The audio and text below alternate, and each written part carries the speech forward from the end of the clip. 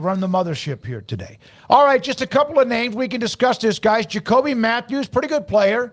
Not a great player, but a good player. And 19th player that A&M has lost to the portal since November. The A&M safety enters the portal. Louisville running back Peny Boone enters the portal. C.J. West, a big defensive lineman from Kent State, he enters the portal. And then I just saw this note a minute ago that Cormani McClain, kind of a multi-talented player at Colorado's name, appears to be one that could be entering the portal again, not yet official, but those are just some of what we've seen so far today. Max said that they were already like 90 in the first hour a year ago or before 11 a.m., and there was 120 that were in the portal. That, of course, number will continue to multiply. Yeah, absolutely. Cormani McClain is not as surprising when you think about, the number one defensive back recruit last year, did not get on the field with Colorado. And when he was asked about by, when Dion was asked about it by the media there, said, well, what's keeping him off the field, and said himself, and kind of alluded to the fact that Cormani McClain was not doing the things necessary to get on the field for the Buffaloes last year,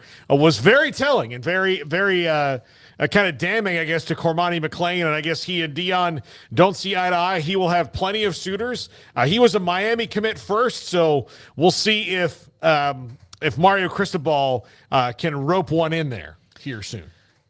It's been interesting to see just sort of names trickling out. There was a lot of hype for today and a lot of hype over, you're not going to believe who's in the portal and what all craziness is coming. And I think we're just getting a little sample because not all spring football's done yet. There's games this weekend and there's a little bit of time left for schools to finish out their spring. So we are getting the first course right now. And some of it was known, like you said. I do think Peny Boone, that decision when you just got to Louisville is pretty baffling. I don't understand that other than, I guess my immediate brain goes to just chaos and is somebody in his DMs offering him a better offer? And are we going to now see that on a more regular occasion of going somewhere, not even playing it down and transferring out? So that was surprising to see.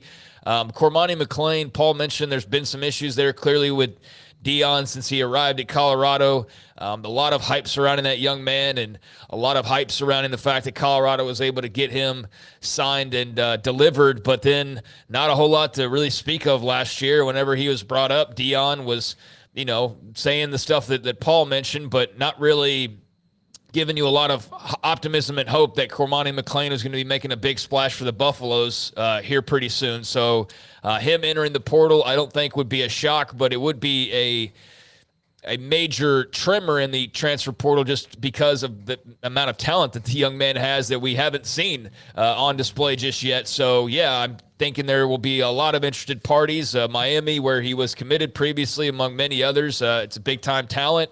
But clearly, if there is an issue with him,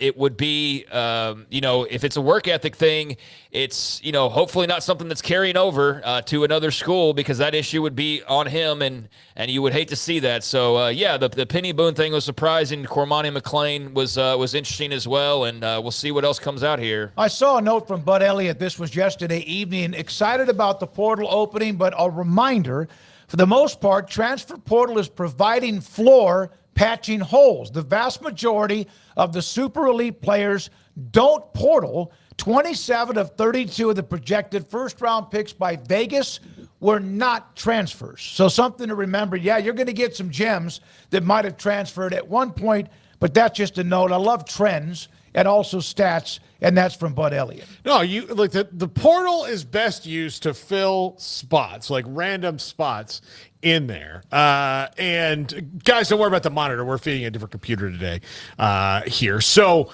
that's filled. You got to fill spots. If you get stars out of it, great. The people I think that are the best at it are the ones who know, okay, I need a linebacker. Let me get a guy with some experience in case this doesn't work out. And then a lot of the guys you get, and I think the portal works best for the coaches who go and get guys that have 3 and 4 years left.